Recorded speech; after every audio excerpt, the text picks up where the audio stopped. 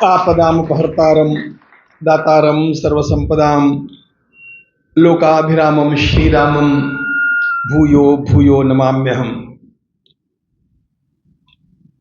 भगवान ज्ञानेश्वर महाराज की ज्ञानेश्वरी में जो कि गीता का सर्वोत्तम भाष्य है, उसमें उन्होंने एक उपमा दी है कि कभी कभी ऐसा होता है, आलसी आदमी जमुहाई लेने के लिए मुंह खोलता हो और उसके मुख में अमृत की बूंदें टपक जाती हो। ऐसा मेरे साथ आज हुआ है। वास्तव में मैं अश्विनी जी के भाषणों को किसी के भी अन्य के क्लिप्स के भी अधिक मैं इनके भाषणों को सुनता हूं, क्योंकि आज देश को जिस बात का, जिस प्रबोधन का अत्यंत बड़ा गांभीर्य लगना चाहिए, जिसकी सर्वाधिक आवश्यकता है, ऐसी अनेक बातें उनके मुख से सुनकर के मैं आपको सत्य बोलता हूं, मैं बहुत कम लोगों के क्लिप सुनता हूं। पुरानी पीढ़ी में यदि मैंने बहुत सुना है तो केवल माननीय दत्तोपंत ठेंगड़ी जी को सुना है या राजीव दीक्षित जी को सुना है, और अब सुनता हूं तो अश्विनी जी को सुनता हूं। एक अत्यंत श्रेष्ठ व्यक्ति जब सबके साथ युद्ध करता हो तो जिस प्रकार का वातावरण होता है, वो वातावरण हम रामकाल में भी देखते हैं, छत्रपति शिवाजी महाराज के साथ भी देखते हैं। अकेले शिवाजी लड़ रहे थे, चारों ओर अंधकार था, और विचित्र बात यह थी कि केवल परायों से नहीं लड़ना था, अपने लोगों से भी लड़ना पड़ रहा था।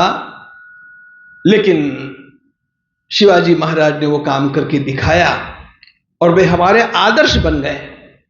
मित्रों, आज की लड़ाई कानून की लड़ाई है, और मुझे इस बात का सबसे पहले भान तब हुआ जब मैंने हमारे देश का जो पहला कानून बना, गुरुकुल कानून, जिसमें स्वयं अंग्रेजों ने हमारी शिक्षा पद्धति को समाप्त करने के लिए कानून बनाया, और उसके पश्चात धीरे धीरे एक एक ऐसे कानून बनते गए जिनके जाल में हम फंसते गए, और गुलामी इतनी हमारे ऊपर छा गई कि हम गुलाम हैं इसका ही पता हम लोगों को नहीं रहा।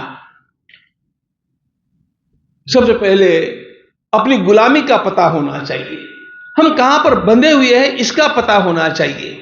बंधन का पता होगा तो आदमी मुक्ति की प्रतीक्षा करेगा, मुक्ति के लिए प्रयास करेगा। लेकिन जब बंधन का ही पता नहीं होगा तो मनुष्य बंधन को एंजॉय करने लग जाता है। इस प्रकार की अवस्था आज के हिंदू समाज की है, और इसलिए इस बंधन को बंधन के रूप में दिखाना आवश्यक है, और इस बंधन का कारण कहां पर है वो भी दिखाना आवश्यक है, और इसको मिटाने के लिए क्या करना चाहिए वो दिशा पता चलना भी आवश्यक है। अत्यंत प्रैक्टिकल रूप में अश्विनी जी इस काम को कर रहे हैं, इसलिए मैं केवल यहां पर एक बात के लिए खड़ा हूं। मित्रों, पूरी तरह इनके साथ खड़े रहिएगा, इनको जो सहयोग चाहिए वो सहयोग आप कीजिएगा।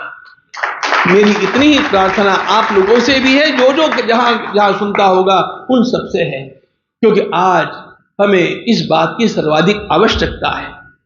परमात्मा की कृपा है, आजादी के अमृत वर्ष में और अभी इस अमृत काल में हम लोग कुछ अनुकूलता देख रहे हैं। इस अनुकूलता का उपयोग करना भी आवश्यक है। यदि वो हम नहीं कर पाए तो हमें पुनः दोबारा इस प्रकार का अवसर मिलेगा कि नहीं मिलेगा यह भी पता नहीं है। इसलिए हम सावधान रहे। महाभारतकार ने पूरे धर्म का सार एक शब्द में कहा है, धर्म्यम एक पदम दाक्षम। दक्ष रहो, सावधान रहो, और सावधान रखने के लिए इनके लिए अनुकूलता निर्माण करो। ये समाज को सावधान कर रहे हैं, और इसलिए आप लोगों को इनके साथ निरंतर रहना चाहिए। ऐसे जो भी इनके सहयोगी जहां जहां होंगे उन सब के लिए हम लोगों का पूरी तरह समर्थन और सहयोग प्राप्त होते रहना चाहिए, तभी जाकर के हमने अपना कर्तव्य निभाया ऐसा कह सकेंगे। आप सब ने मेरी दो छोटी बातों को शांति से सुना, आपका बहुत बहुत धन्यवाद। लेकिन देश में देखो वातावरण जिस प्रकार की अनुकूलता का हमें आवश्यक था वैसा आज नहीं लगता है। और चिंता इस बात की होती है कि अभी भी हम लोग अपनी मतपेटी के महत्व को समझ नहीं पा रहे हैं। अब की बार 400 पार का नारा अच्छा है, वह आवश्यक भी है, लेकिन वह केवल नारा लगा करके काम नहीं होगा, उसको धरातल पर पोलिंग बूथ के ऊपर व्यवहार में उतारना पड़ेगा। और उसके लिए ध्यान रखना, ये आने वाला महीना हम लोगों के लिए अत्यंत महत्वपूर्ण है। अपने काम काज को त्यागिए, लोगों को जगाइए और उनको बूथ तक पहुंचाने के लिए गाड़ियों की व्यवस्था कीजिए। जो अनुकूलता आप कर सकते हैं कीजिएगा, तब जाकर के आपने अपने धर्म का पालन किया। ऐसे मैं मानूंगा हम लोग निरंतर इसी प्रकार मिलते रहे और प्रबोधन के साथ अपने इस राष्ट्र का निरंतर भविष्य उज्जवल बनाने में अपनी सेवाएं अर्पित करते रहे। भारत माता की जय। वंदे मातरम। एक बार तालियां तो हो सब मिलकर दे देते हैं। और मैं चेतना की टीम से कहूंगा ये आगे गुरु जी का एक ट्रॉफी से, ये कानून वाली ट्रॉफी गुरुदेव आश्रम में भी रहे तो ठीक रहेगा।